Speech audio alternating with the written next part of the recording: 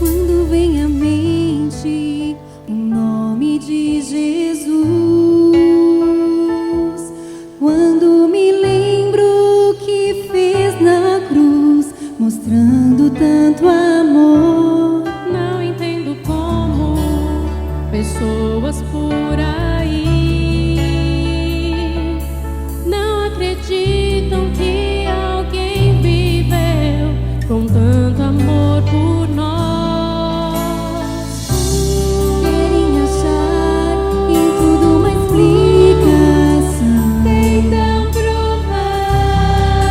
provar que tudo foi em vão. Sei que Ele é real, morreu por mim, por isso eu acredito no nome de Jesus. Sim, acredito no poder que vem da cruz. Creio nas marcas que estão em suas mãos. Nunca ninguém mostrou tão grande amor por mim.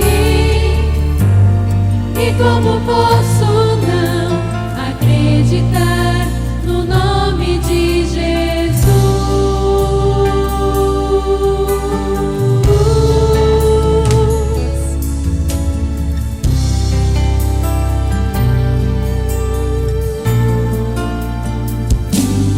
Esse nome tem poder de vidas transformar. Muitos milagres fez acontecer, são tantos eu pensei. Por esse nome, pessoas tão fiéis deram a vida por acreditar em Cristo lá na cruz. Não foi em vão que Ele por nós morreu.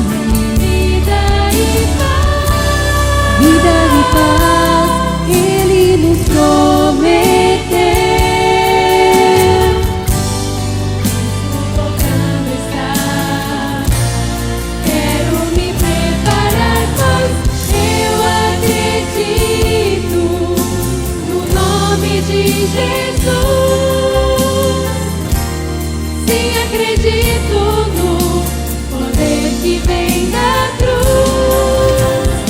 Creio nas marcas que estão em suas mãos.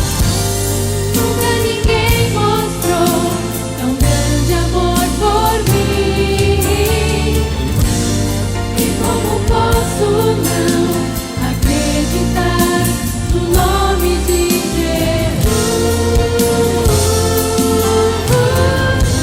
O que ainda falta acontecer pra você acreditar que Cristo vive? Tome sua decisão, junte-se a nós cantando. Eu acredito no nome de Jesus. Sim, acredito no poder que vem da cruz. Creio nas marcas que estão em suas mãos. Nunca ninguém mostrou tão grande amor por mim. E como posso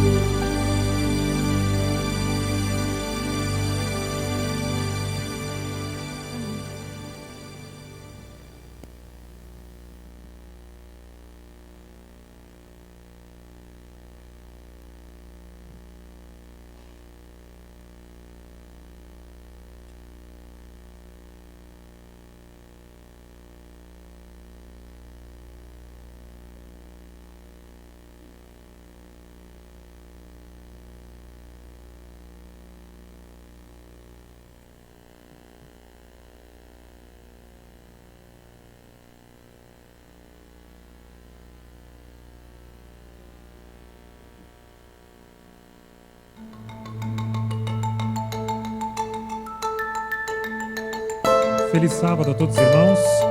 Eu acredito no nome de Jesus. Você acredita também? Amém. Deus seja louvado. Um ótimo sábado. Sejam todos bem-vindos. Você também, internauta, que presta junto conosco este culto em adoração ao nosso Deus através da internet. Que Deus abençoe você, aonde você estiver, e que a mensagem aqui compartilhada possa ir de encontro com a necessidade da sua vida e da nossa também. Amém? Amém.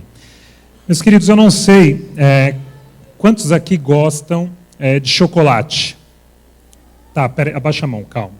Eu sei, não é saudável, devemos abandonar não só o chocolate, refrigerantes, fritura, bom, tem uma série de coisas. Mas eu não quero falar sobre saúde e vamos ser honestos aqui, todos, tá ok? Quem aqui gosta de chocolate, levanta a mão. Alguns sim, outros não, muito bem. A minha esposa Daniela, ela não gosta de doce, definitivamente. Ela é uma, como muitos que não levantaram a mão, e ela não gosta de chocolate. Mas tem um especificamente que, algum tempo aí eu levei para casa, pensando em mim, e ela provou e gostou.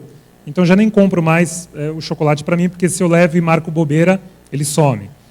E eu queria mostrar um vídeo de 1 minuto para apresentar para vocês o chocolate. Eu vou inverter um pouco, Paulo. Eu gostaria de mostrar um vídeo para vocês de 1 minuto do chocolate que a minha esposa gosta. O Paulo vai colocar e vai nos apresentar. É 1 minutinho só de vídeo.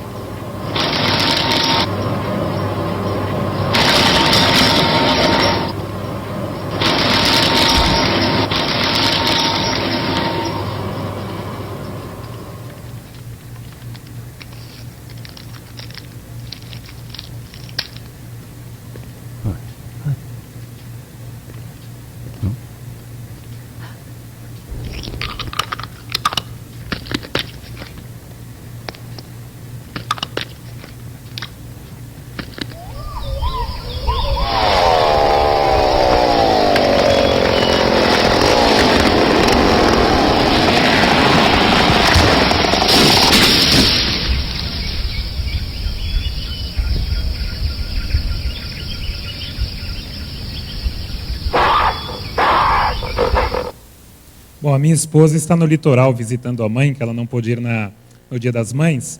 Então, eu não sei se ela viu esse vídeo, ainda não mostrei para ela. Né? Não sei, depois acho que ela vai acompanhar pela internet, é um vídeo público. Propagandas, né? Propagandas. Na realidade, essa é uma contra-propaganda, não é bem uma propaganda.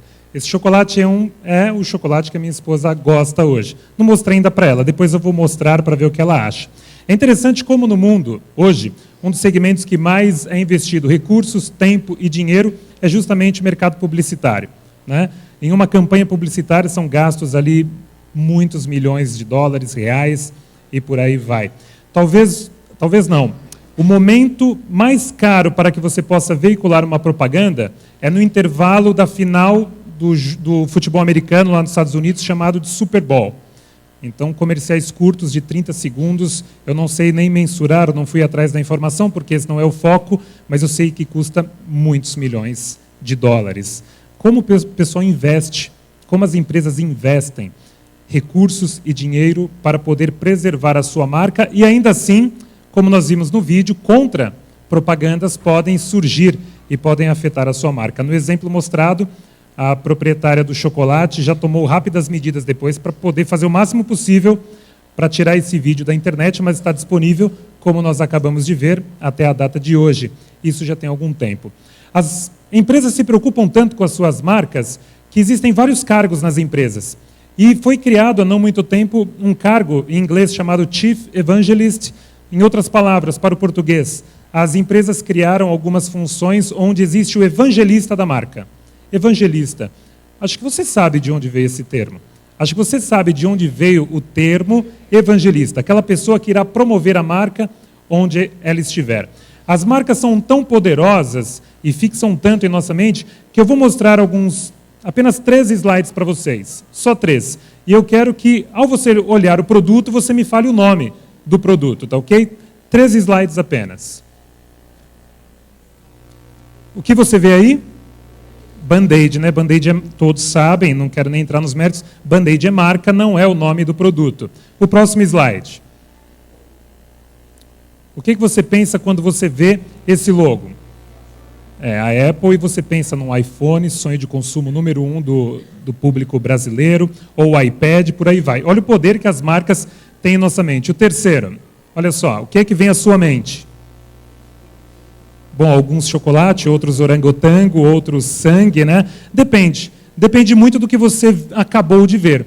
Para alguns, ao olharem o Kit Kat, pensaram logo no dedo do orangotango. Outros pensaram em chocolate mesmo, né? O poder que a propaganda, as imagens têm sobre a nossa vida e sobre aquilo que nós pensamos. Eu gostaria de mostrar agora 3 imagens, tá ok? 3 imagens. Eu gostaria que você me falasse o que é que você entende por essas imagens. A primeira delas. O que é que você vê aí? O quê? Uma igreja, perfeito. Nossa, Daniel, que exercício é esse? A próxima, o que é que você vê? Além de cruz, o que é que você pensa? Eu penso em Jesus, né? Acho que alguns também, outros, depois você me conta. A terceira imagem, o que é que você pensa, o que é que vem à sua mente quando você enxerga esta imagem? Pois bem, Igreja Adventista, e da Igreja Adventista muitas outras coisas, ideias, pensamentos e situações podem vir à nossa mente. Depende muito do que você viveu relacionado àquele logo, depende muito do que você ouviu, depende muito do que você buscou, do que você estudou e da experiência que você teve. Toda grande marca ela tem uma história por trás dela. Toda grande marca tem um surgimento e tem um porquê, tem uma razão. E eu gostaria de abrir com os irmãos a respeito do último logo que nós vimos, né? Que, como muitos falaram, Igreja Adventista do Sétimo Dia. E eu quero entender com os irmãos se realmente aquele logo quer dizer isso mesmo. Eu quero entender com os irmãos nesta manhã, mas para isso eu gostaria que nós entendêssemos um pouco mais da história desse logo. Quando ele surgiu? Eu gostaria que você abrisse agora a palavra de Deus no Evangelho de Mateus, no capítulo 4, versículo 18. Não vou entrar em detalhes, mas eu quero apenas mostrar aqui o início daquele que nós cremos, daquele logo que nós vimos. Mateus 4, a partir do versículo 18, diz assim: Caminhando junto ao mar da Galileia, viu Jesus 2 irmãos, Simão chamado Pedro e André, que lançavam as redes ao mar porque eram pescadores, e disse-lhes: Vinde após mim, e eu vos farei pescadores de homens. Então eles deixaram imediatamente as redes e o seguiram. Passando adiante, viu outros 2 irmãos, Tiago, filho de Zebedeu, e João, seu irmão, que estavam no barco, em companhia de seu pai, consertando as redes, e chamou-os. Então eles, no mesmo instante, deixando o barco e seu pai, o seguiram. Aqui nós temos o início modesto daquele logo que nós vimos e que nós denominamos como igreja. A igreja passou a ser formada aqui por Jesus. Olha, eu não sou especialista em RH, não sei se tem alguém aqui que é especialista na área de recrutamento e seleção. Se tem, ou se Jesus utilizasse naquela época algum especialista na área para auxiliá-lo a selecionar e recrutar os seus discípulos que iriam começar esse grande projeto, fatalmente os 12 não passariam no teste. Não sei quantas entrevistas você já fez, eu não sei quantas pessoas você já precisou selecionar. Mas se você olhasse naquele momento qual era o objetivo de Cristo, expandir o reino dos céus aqui na terra, definitivamente aquelas pessoas que Jesus estava selecionando, aos nossos olhos não eram definitivamente as pessoas ideais para esta função.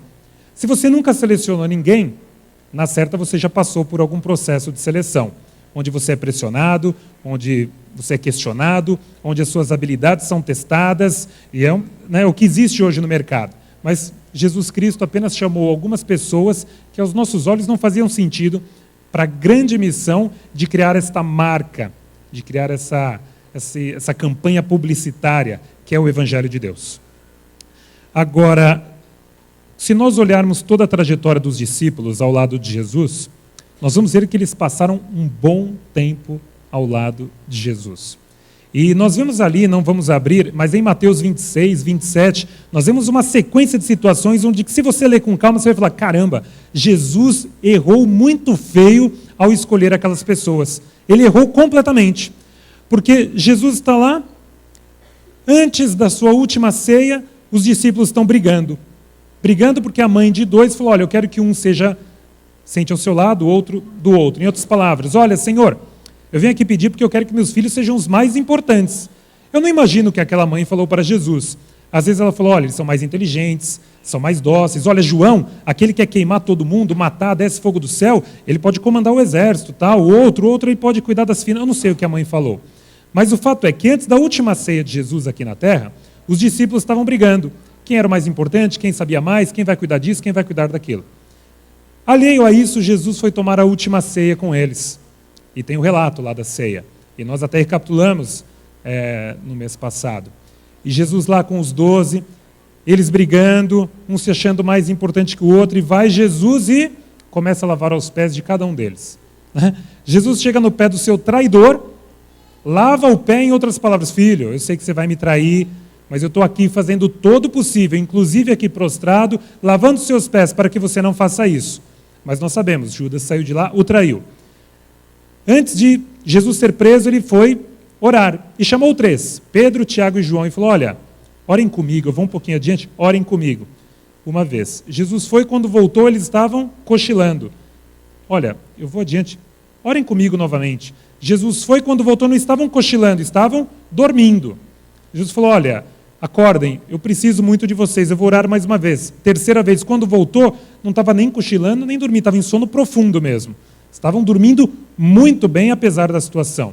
Depois disso, Jesus é preso, castigado. Onde estavam os 12? Sumiram, desapareceram, abandonaram o mestre. Ainda um deles, aquele que já havia traído, se matou. O outro, que falou, mestre, não lava meu pé não sou digno. Jesus falou, olha, se você não deixar lavar os seus pés, você não tem parte comigo. Ele falou, então lava tudo. Pedro era o malucão da história, se assim podemos dizer. Mas naquela hora, cadê ele? Não estava. E ainda negou. Praguejou 3 vezes, falou, não conheço, nem sei quem é, não, eu não ando com ele. Quando fala praguejou, eu não sei exatamente o que ele falou, mas nós amenizamos muito, devido a onde nós estamos, as palavras de Pedro. Mas devem ter sido palavras cruéis, que feriram o coração de Jesus. E o fato é que Jesus foi à cruz, morto, e onde estavam todos? Escondidos.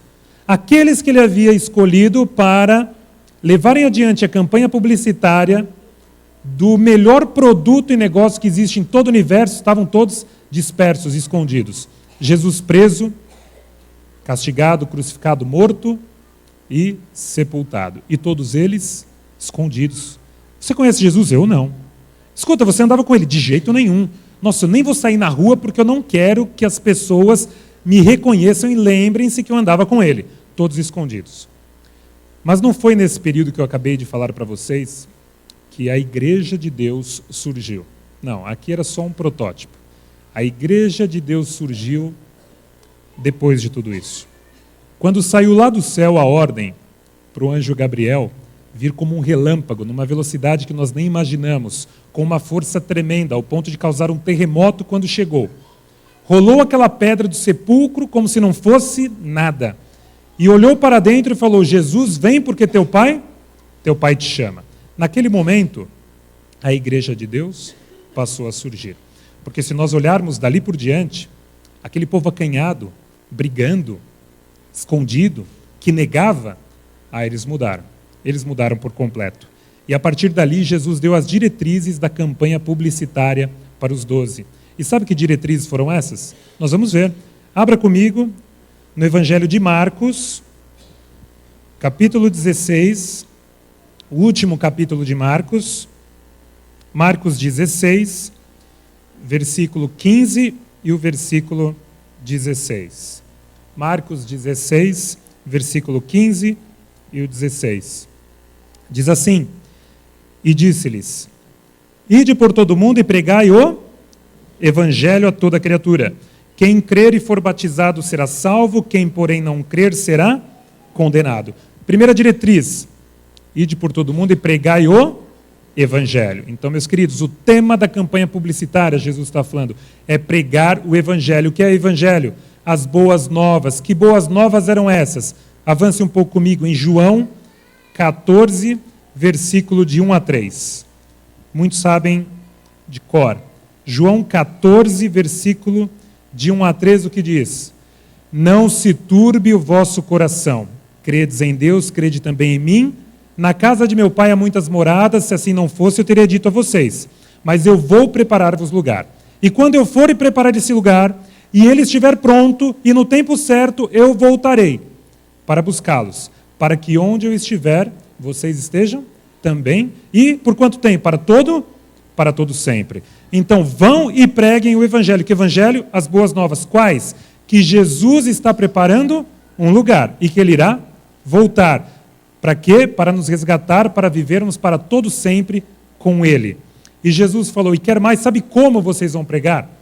Sabe como vocês vão levar essas boas novas às pessoas?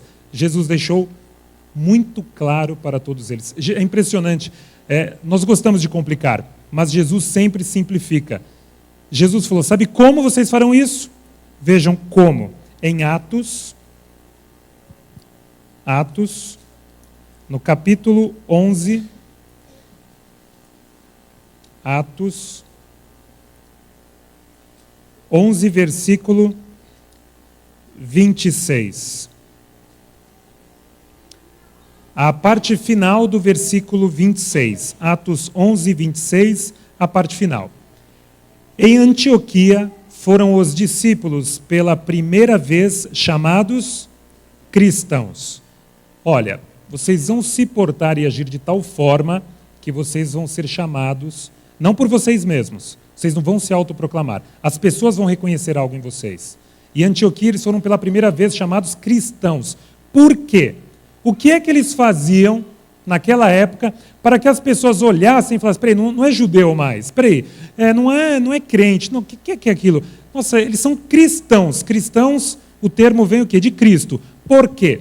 O próprio capítulo responde, volte um pouquinho no versículo 19 e o versículo 20. Atos 11, 19 e 20. Então, os que foram dispersos por causa da tribulação que sobreveio a Estevão, se espalharam até a Fenícia, Chipre e Antioquia, não anunciando a ninguém a palavra, senão somente aos judeus. Alguns deles, porém, que eram de Chipre e de Cirene, e que foram até Antioquia, falavam também aos gregos, anunciando-lhes o evangelho do Senhor Jesus. Alguns daqueles que foram convertidos, o tema principal de sua vida, o tema principal de seu pensamento, sua conversação e de suas ações era o evangelho de Jesus Cristo. A tal ponto das pessoas olharem para eles e falarem, nossa, mas eles só falam de Jesus, só falam do evangelho, eles são o quê? São cristãos. Quando nós andamos pela rua, onde nós estamos no trabalho, entre os amigos, as pessoas olham para mim, não vou falar de você hoje, vou falar do Daniel. As pessoas olham para mim e elas me chamam do quê? Elas me chamam do quê? Aí a pergunta você faz a você mesmo. Mas Jesus determinou a melhor forma para que eles pudessem pregar o evangelho. Você pode ser, a maioria de nós, acredito todos nós estamos aqui, somos cristãos. Eu não sei quem está em casa, se você também crê na mesma fé que nós. Eu não sei se esse vídeo vai ser veiculado e alguma pessoa que não crê em Jesus vai assisti-lo. Mas se alguém que não crer em Jesus assistir, ele tem um ponto que ele tem que concordar comigo. Você pode não crer em Jesus, mas que Jesus desenvolveu a melhor campanha publicitária de todos os tempos, ele criou.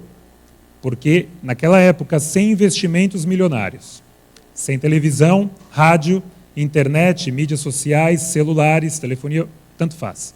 Sem nada disso, Jesus foi capaz de dividir a história e aquela mensagem que ele pregou lá atrás e que ele falou para os discípulos, olha que impressionante, cruzou os continentes e chegou até onde nós estamos hoje.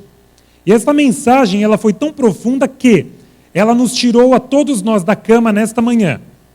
nos obrigou a nos arrumarmos, chegarmos pontualmente, para que todos nós pudéssemos nos encontrar aqui juntos para adorar o nosso Deus. Você pode não crer em Jesus, mas que ele desenvolveu a melhor campanha publicitária de toda a história, todo o universo, de tudo que existe, ele criou. E por quê? Porque funcionou. Por que funcionou? Eu vou colocar um slide agora que tem 3 segredos do porquê funcionou essa campanha publicitária. Vou pedir para o Paulo colocar então o próximo slide, que tem o segredo do sucesso da campanha publicitária de Jesus. Por que os discípulos fizeram tanto sucesso? Por que funcionou? Primeiro, tem que experimentar. Se nós lermos Mateus 19, 20, Jesus, ide por todo mundo pregar o evangelho, ensinando-os a guardar tudo que vos tenho ordenado. Ou seja, você só pode ensinar aquilo que você sabe. Ou seja, antes de você entrar nessa campanha, você tem que experimentar, você tem que conhecer, você tem que saber do que você está falando. Caso contrário, você não vai conseguir ensinar ninguém.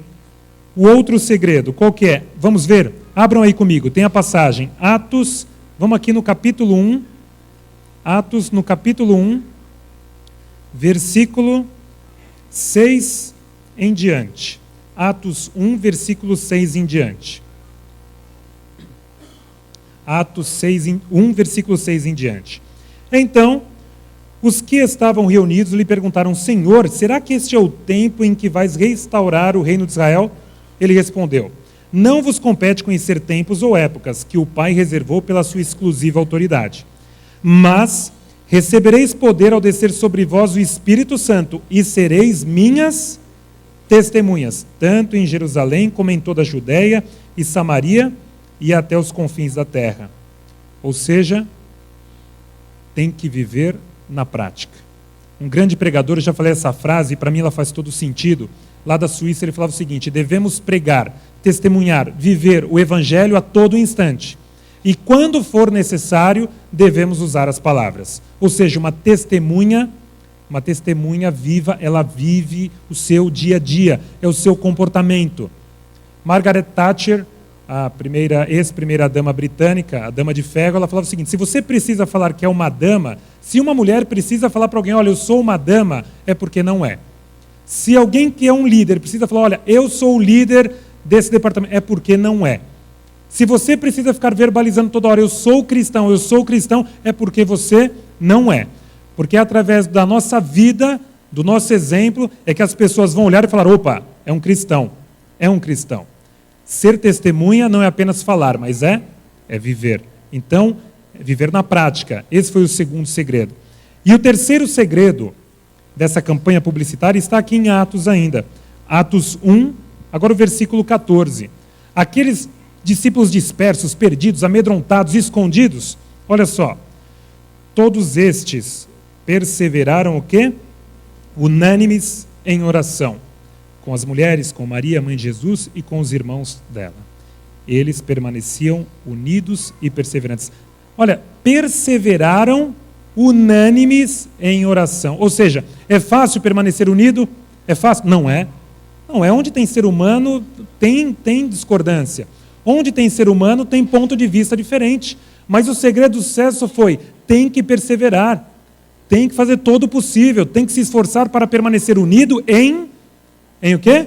Em oração. Aqui está os 3 segredos do porquê essa campanha publicitária foi tão magnífica. Só que daí você pode ter a falsa ilusão que muitos têm.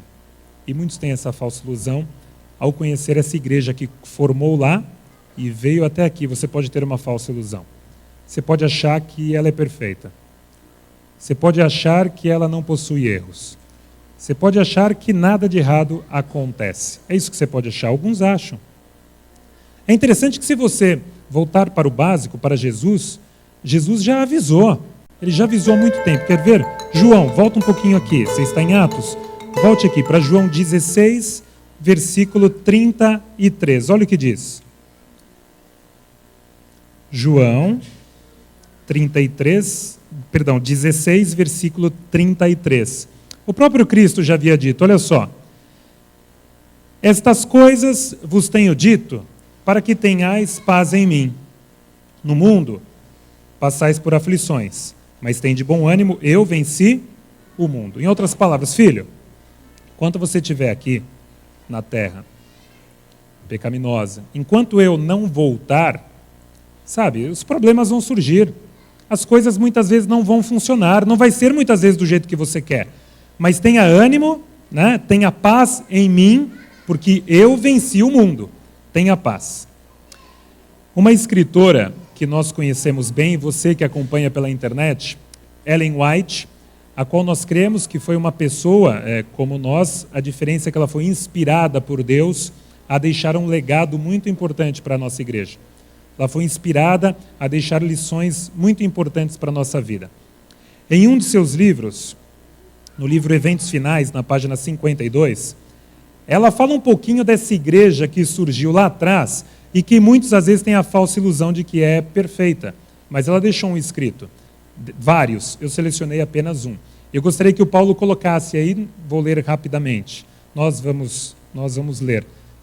Né? Tem aí o texto, não vou conseguir ler, mas eu trouxe, você consegue, né? Mas eu trouxe o meu rascunho.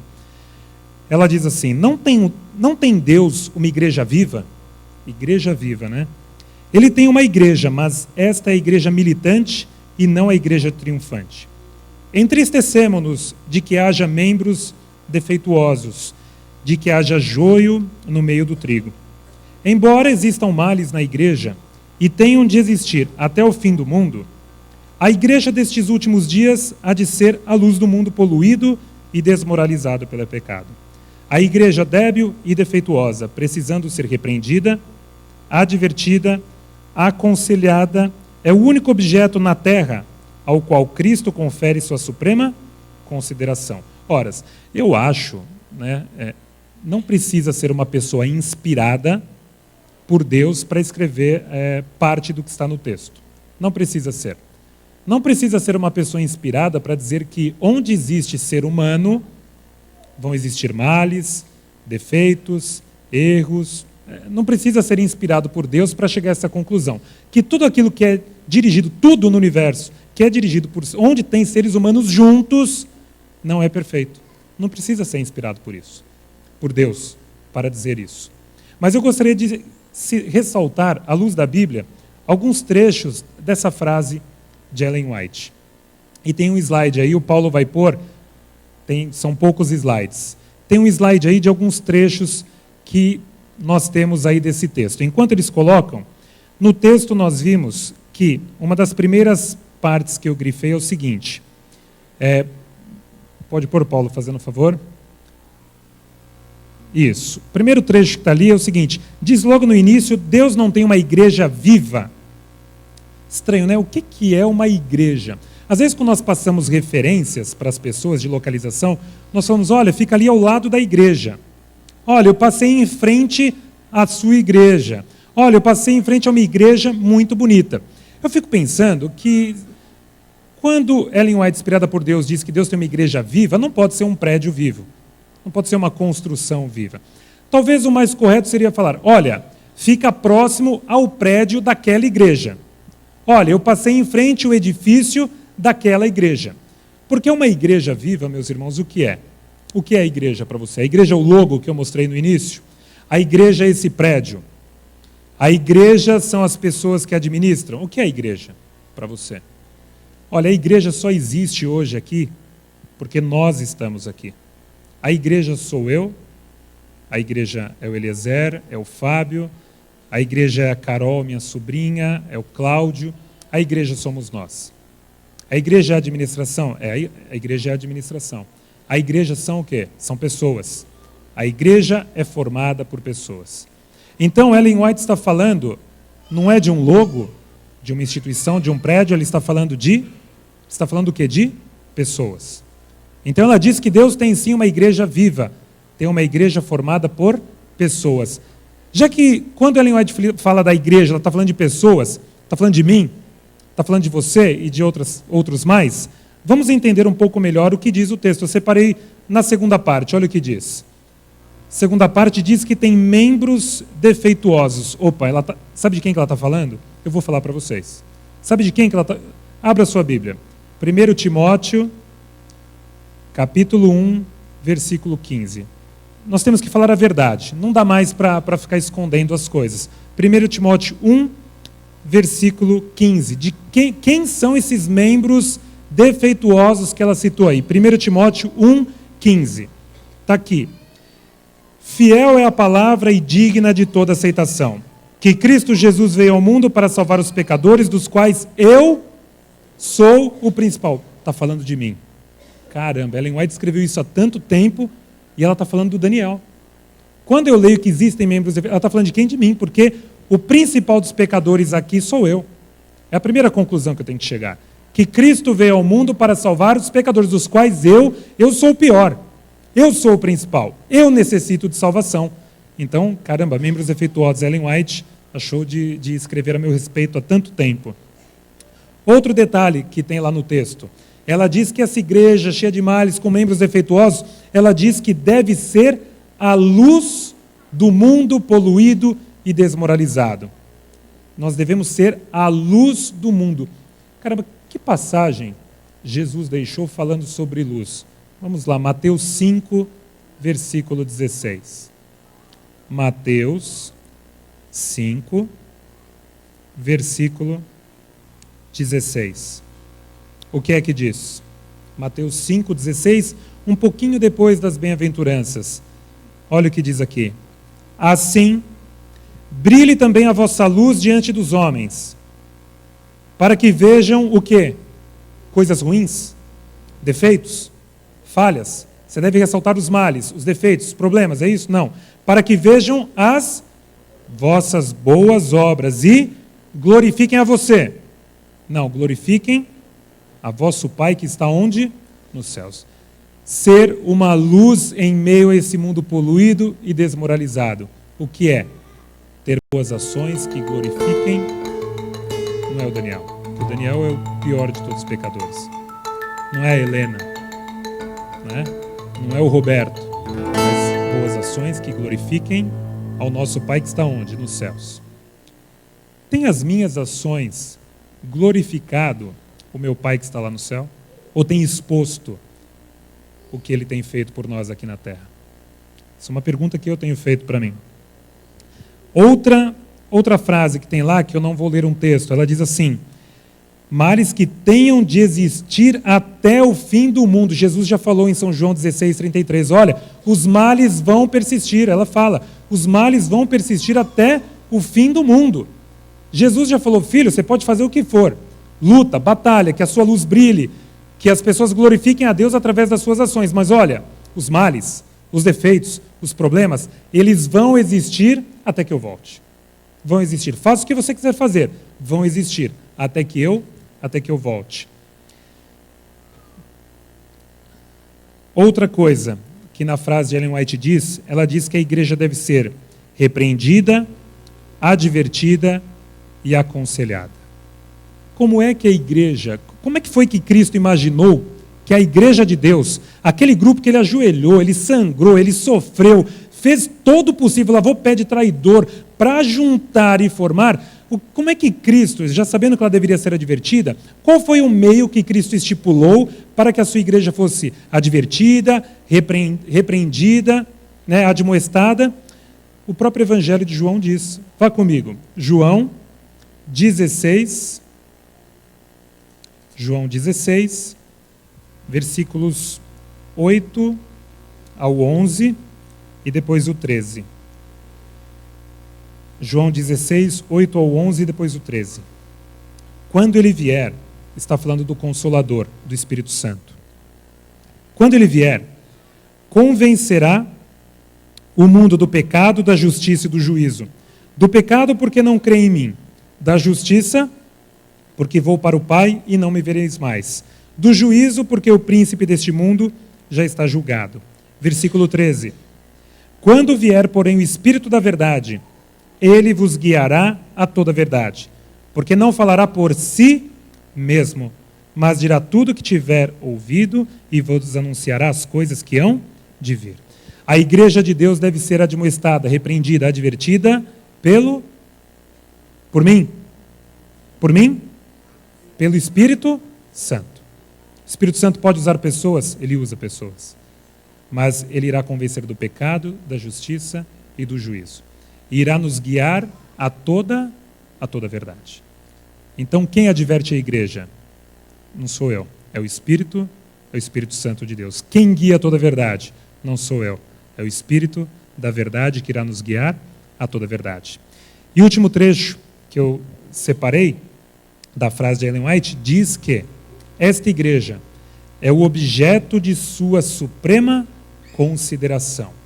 Mateus 28, versículo 20, Jesus diz: eis que estarei convosco por quanto tempo?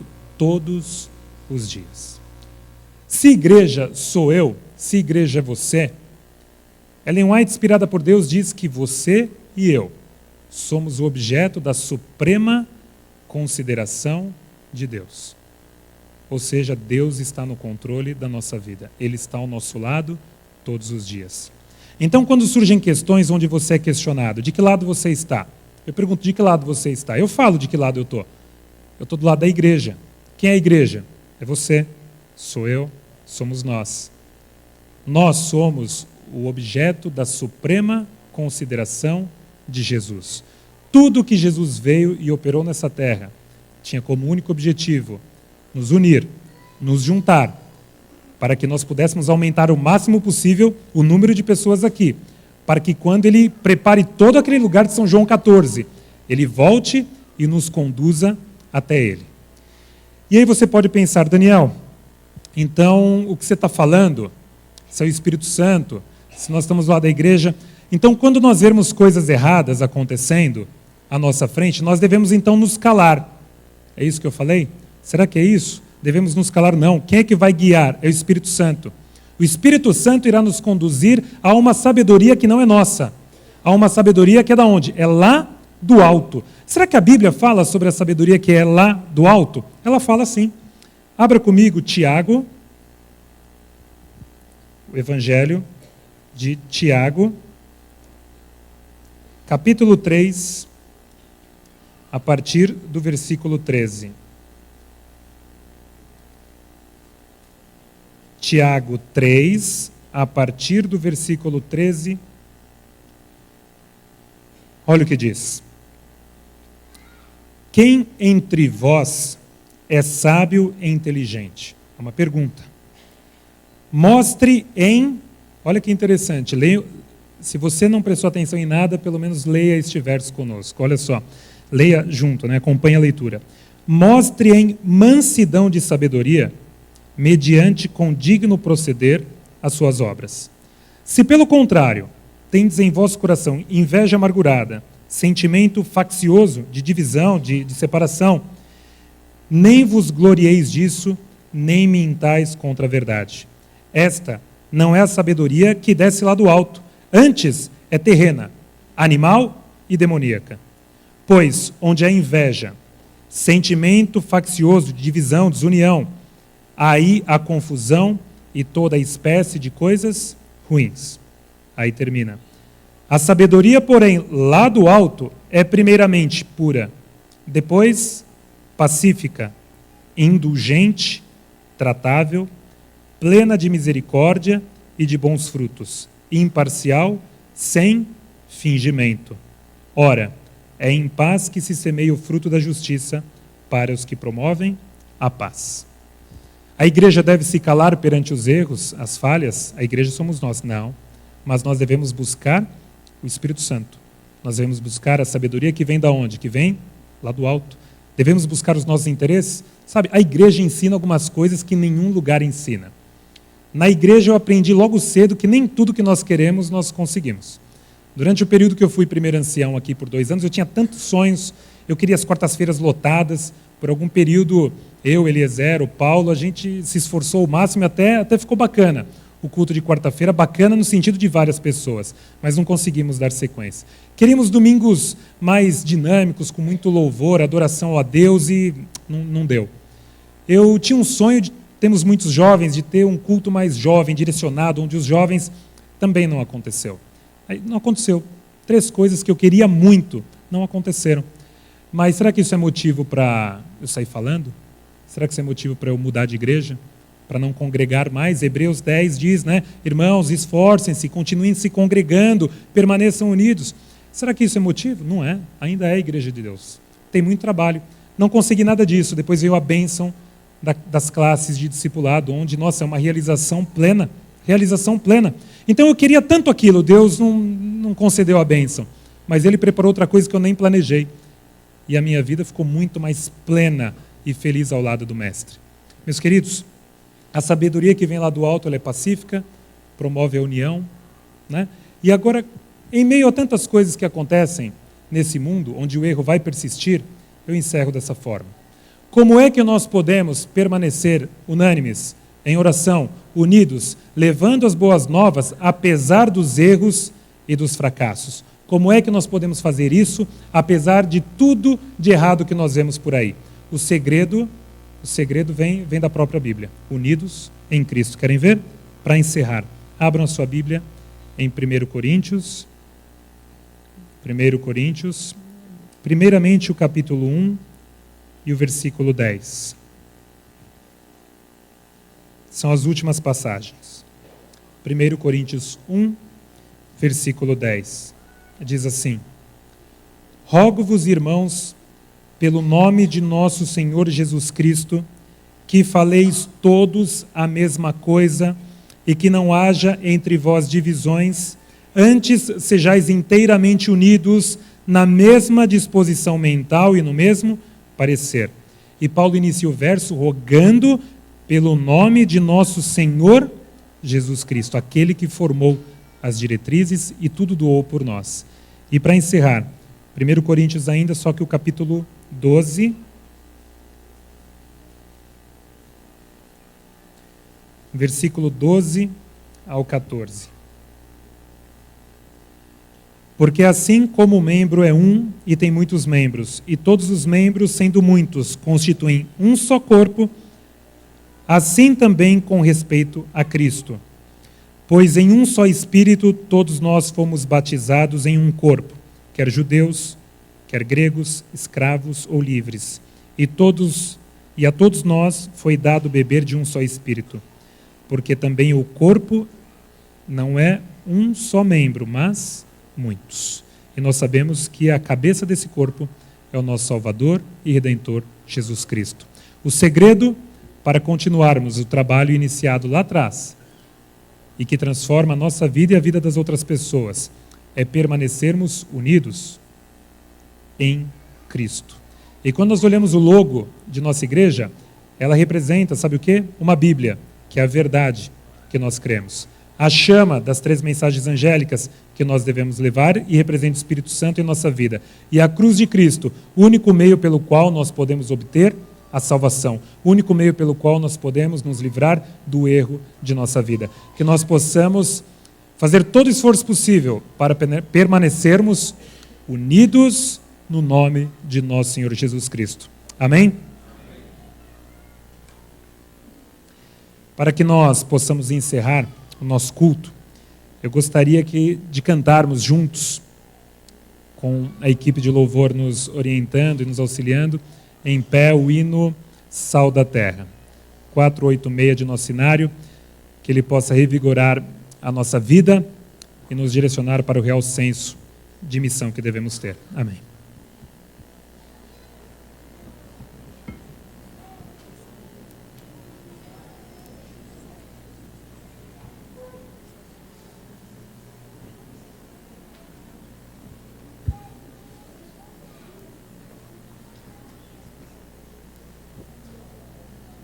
Sem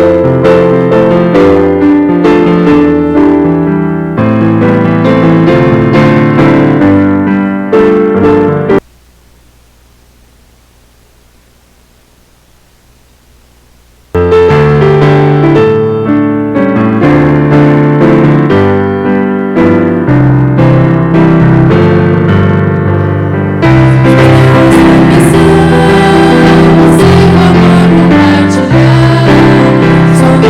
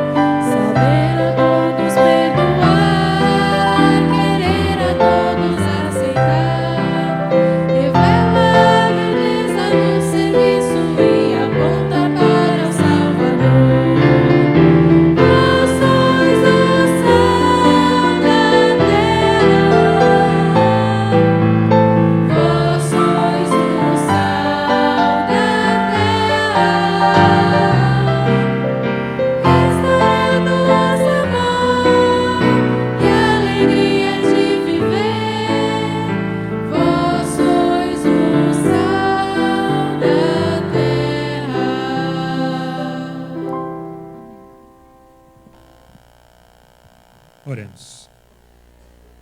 Querido Deus e Pai, te agradecemos pelos momentos que passamos aqui. Quero pedir perdão a Ti porque não me sinto digno de ter dirigido a mensagem nesta manhã, porque ao olhar para a cruz eu vejo tantos erros em minha vida, ó Pai. Que o Senhor me perdoe. Que o Senhor me perdoe no meu proceder, que o Senhor me ajude ao longo dos meus dias a buscar sempre a sabedoria que vem lá do alto. O principal objetivo da minha vida seja buscar o Espírito Santo todos os dias. E se tem mais alguém aqui nesta manhã, ó Pai, que tem o mesmo sentimento, a mesma vontade, o mesmo desejo de perdão, restauração, o mesmo desejo de pregar o Evangelho de acordo com as diretrizes que o Senhor nos deixou, que o Senhor os abençoe. Que o Senhor abençoe a Tua igreja, que apesar das dificuldades que vão aumentar cada dia mais, o Senhor já nos alertou, que nós possamos buscar cada vez mais a Tua orientação para sermos sábios e, apesar das dificuldades, permanecermos unidos e atraindo muito mais pessoas para o Teu Evangelho. Que o Senhor abençoe a Escola Sabatina, as classes, que possa ser uma bênção para a nossa vida. São bênçãos que nós lhe pedimos. Nos méritos de Jesus Cristo. Amém, Senhor.